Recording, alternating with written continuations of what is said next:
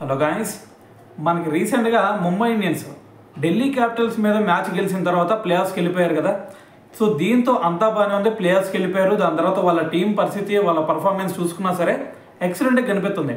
కానీ వీళ్ళ టీంలో ఒక ప్లేయర్ గురించి ముంబై ఇండియన్స్ ఫ్రాంచైజీ కూడా ఆందోళన చెందుతున్నట్టు మనకి ఒక అప్డేట్ అయితే వచ్చిందనమాట. సో అతను ఎవరో కాదు, ఎంఐకి 5 టైటిల్స్ అందించిన రోహిత్ శర్మ. సో మరి రోహిత్ శర్మ ఒకప్పుడు చూసుకుంటే అతనే ఆ టీంకి ఒక బ్యాక్ బోన్గా ఉండేవాడు.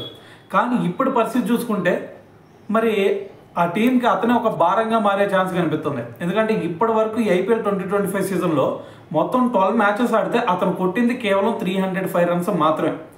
సో దాంట్లో కూడా చూసుకుంటే ఓన్లీ 3 హాఫ్ సెంచరీస్ ఉన్నాయి. సో దాంతోపాటు అదొక బ్యాక్ డ్రాప్ అయితే దాని తర్వాత ఇంకోటి ఏంటంటే మనకి మొన్న ఢిల్లీ క్యాపిటల్స్తో జరిగిన మ్యాచ్లో విప్రజ్ ఒక క్యాచ్ ఇచ్చాడు, అది శాండర్ బౌలింగ్లో. సో ఆ ఈజీ క్యాచ్ కూడా పట్టుకోలేకపోయాడు మొన్న. సో దాని తర్వాత హార్దిక్ పాండ్యా అతను తీసుకెళ్ళి డగ్అవుట్లో కూర్చోబెట్టాడు, వేరే ప్లేయర్ని తీసుకొచ్చాడు ఫీల్డింగ్కి. సో మరి దీన్ని బట్టి అంతా చూస్తుంటే మరి ఇదే పర్ఫార్మెన్స్ కనుక కంటిన్యూ అయిందంటే, ఎందుకంటే మనకి T20స్లో ఇది ఇండియా తరఫున T20స్కి రిటైర్మెంట్ ఇచ్చాడు, ఇటువైపు టెస్ట్లకు కూడా రిటైర్మెంట్ ఇచ్చాడు.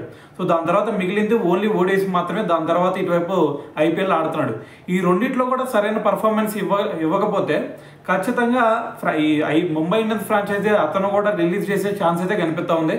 సో ఏదేమైనా సరే మరి రోహిత్ శర్మ పర్ఫార్మెన్స్ గురించి మీరేమనుకుంటున్నారు అనేది కింద కామెంట్ చేయండి.